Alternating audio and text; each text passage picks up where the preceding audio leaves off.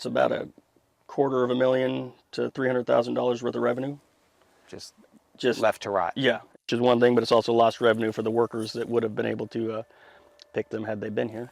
Oregon farmer Ian Chandler says about half his usual crew didn't show up this season, leaving him scrambling to backfill dozens of positions. You're calling them, I assume, individually Yes. and saying, Yes. what's going on? Yes. And so what are they telling you? Well, in the beginning of the season, it coincided, unfortunately, with a lot of really strong immigration enforcement down in Southern California, where our workforce comes from. And that kind of had a chilling effect on people wanting to move. While Ian says his workers are hired with what seemed to be a valid ID and work papers, fear of ICE raids kept many of them from traveling north this year. This is my 39th crop. I started in 1986, the year I graduated high school. I could plant an acre of beans in 1986 for 30 bucks. It irritates me that you don't have the guts to acknowledge that the people do not pay the tariffs. I don't care if it's John Deere, Case, Caterpillar, all that stuff is outsourced overseas. And the guy that pays it is the guy that purchased it. I can buy a bearing for a combine, and it's made in Taiwan or who knows where. Parts have over doubled in the last year, if you can get them. The dealer at Marshall has a backlog for almost 4 months because they can't get parts because of Trump's stupid tariffs.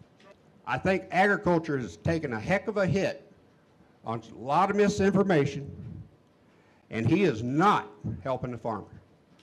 I mean, we farm about 3,500 acres. We are going to be so far in the red. When are you going to stand up for us instead of kissing his ass for these trade deals? And the tariffs, more so the tariffs than the trade. Right now, we're in a very dire situation.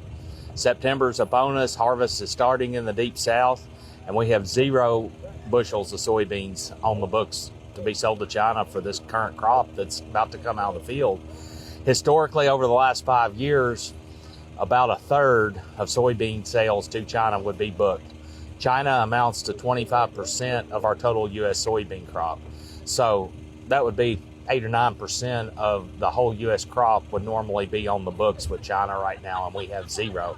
That is alarming. The farm economy as a whole is struggling. Inflation has caused our cost of production to rise drastically on every front. Commodity prices, in particular soybeans, are down about 50% from where they were 3 years ago. And our numbers are deeply in the red. And we send this letter to President Trump because we've been talking for months about needing to have sales in place, a deal in place, a phase 2 type agreement that has purchase commitments along with a level playing field on trade with no tariffs. And we haven't had anything happen, unfortunately. And our appeal to President Trump and his administration is make soybeans a priority in any trade negotiations that are taking place. Soybeans are the #1 agriculture export to China. And in the last trade war, it was 71% of the losses that we had as American farmers. And they're critical. Yeah, so if we look at, and we're going to divide. So I'll stay with grain and oilseeds because that's what I do day to day. But I just have to say one thing about livestock. For livestock folks, we're in good world for them right now. So I'd love to be able to have as good a world that they're having in GNO, but we just don't. And so there's just so many things, and it's really a supply story this year. When you think about across the globe, we haven't had a year where every country's almost on all 8 cylinders where we're getting full production. And that's where we are right now. It's also too a bit of a dichotomy in the US is that we're building corn stocks, but the world is not. It's just the opposite in soybeans, where the world's building soy stocks and we're not. And so it's a very weird world, but the fact is we just have so much supply in the world, that's just going to keep prices, really on the defensive. A tariff is a tax on a foreign country. That's the way it is, whether you like it or not. A lot of people like to say, oh, it's a tax on us. No. It's a tax on a foreign country. It's a tax on a country that's ripping us off and stealing our jobs. but most any importer or economist will tell you the president is mistaken. Tariffs are not a tax on a foreign country. The tax is paid by the importer in the United States. For example, Walmart imports goods from China, and when those goods cross into the United States, Walmart pays the tariff. If Walmart decides to pass the cost to consumers, then you paid the tariff, not China. Welcome back, ladies and gentlemen. It would appear that the Republicans have finally hit the find out part of FAFO. These farmers are running scared and they are being harmed by the Republican policies that are being put in place. First and foremost, all of these Republican farmers that are, I know they are prideful individuals, they are hardworking individuals, just like the hardworking in the city individuals. And regardless to how hard they're working with these new policies that have been implemented, they have now been forced to beg for welfare handouts. Now, of course, when it's rural, it's not called welfare; it's called a subsidy. But make no mistake about it, it is the same exact position that the inner city people that work hard and are not and are suffering due to the policies that are in place, that the inner city people that don't make enough, that work hard, they are also asking for government welfare. They need subsidies. Now here's the crazy thing. The farmers are begging for subsidies. They might get it, they may not.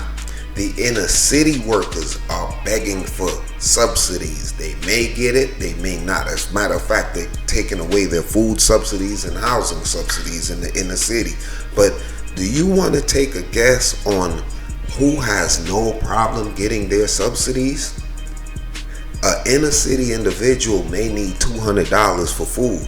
But see, Mr. Musk, the musky one, last year alone, he got $6.4 billion in government taxpayer funds to subsidize his lifestyle. So you mean to tell me you can't find $200 to feed this man on food stamps? You can't find $200 that help this man get his farm back, but you can find $6.4 billion to give of welfare money to give to the wealthiest man on the face of the earth.